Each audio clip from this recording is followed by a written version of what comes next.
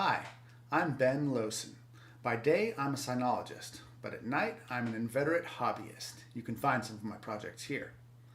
Now, I'm no mathematician, but I do have a deep and abiding interest in the subject, which brings me to this video, which I call Stacks. It's an exploration of the Hypercube Gnomon. But first, let me talk about the path that brought me here. It's a story of personal fascination, which started with this video by the mathologer on the Mersner miracle, in which he mentions the Pythagorean gem, specifically what I would call the stacking behavior of squares, cubes, and other polytopes. I've since learned this is called a gnomon, as described by Millat Ghazaleh. That is, the L-shaped shell stacked onto a base. Now, the mathologer went on to point out that 3D cubes also have gnomons. And this I actually spent a long time thinking about. How do they stack? How do polytopes of higher dimensions stack? I spent hours thinking about this. It kept me up at night. It's the last thing I thought about before I fell asleep. What are the patterns of these gnomons as they stack on their squares, cubes, and hypercubes? Now, a couple of things about this. It's not obvious what this is, and as I checked out Google and the internets, it wasn't readily available. So what I'm going to show you here today is this behavior. Now, fortunately, Millat Ghazaleh has gone to some length to explain gnomons. But first, what is a gnomon?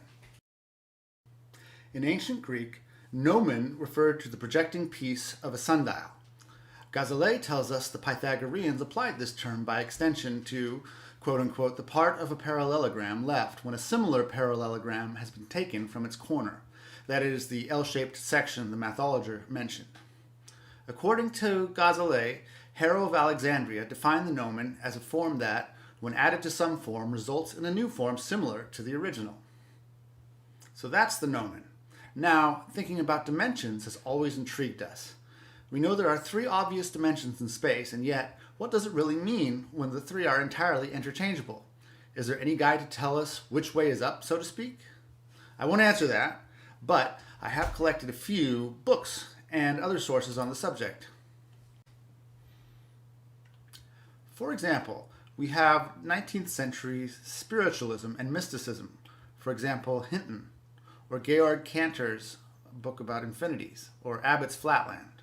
From the 20th century, we have Salvador Dali's famous painting.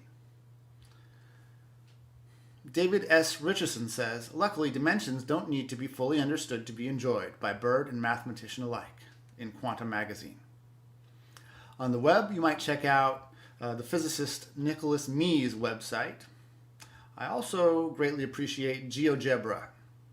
And of course, Carl Sagan's famous clip from Cosmos, A Personal Voyage, is a great introduction to dimensions. There's also Mark Blacklock's Top 10 Four-Dimensional Novels from The Guardian.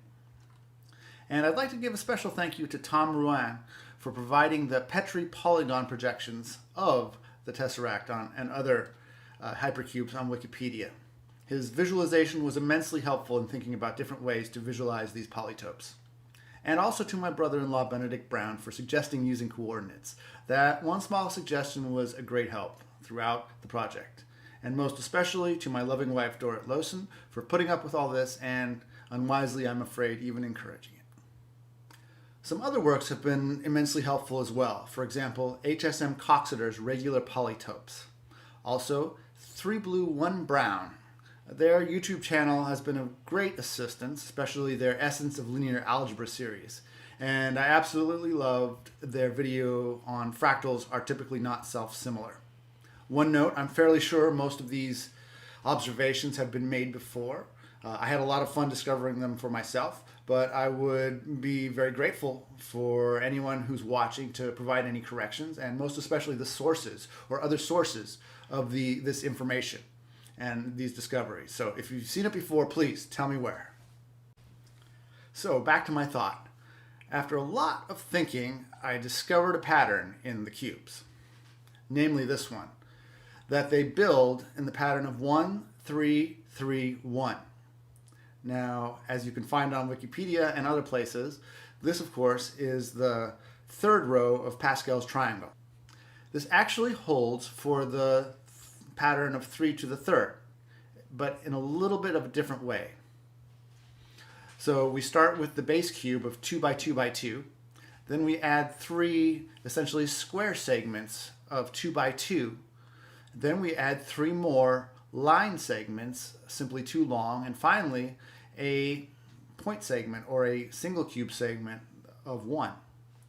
Therefore, we can say it is possible to express an exponent or rank as a polynomial expression, just as you would transition between Pascal's triangle and the polynomial expressions it describes.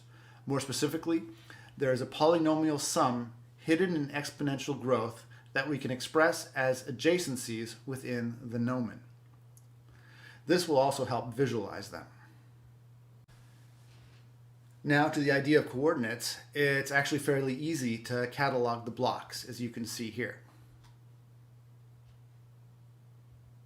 As Gazellet points out, we can match the number of ones in the address of any given block to the power of x in its group in the polynomial sum. For example, 3 ones belong to the x cubed portion, and the address with no ones belongs to x to the 0, which is of course 1.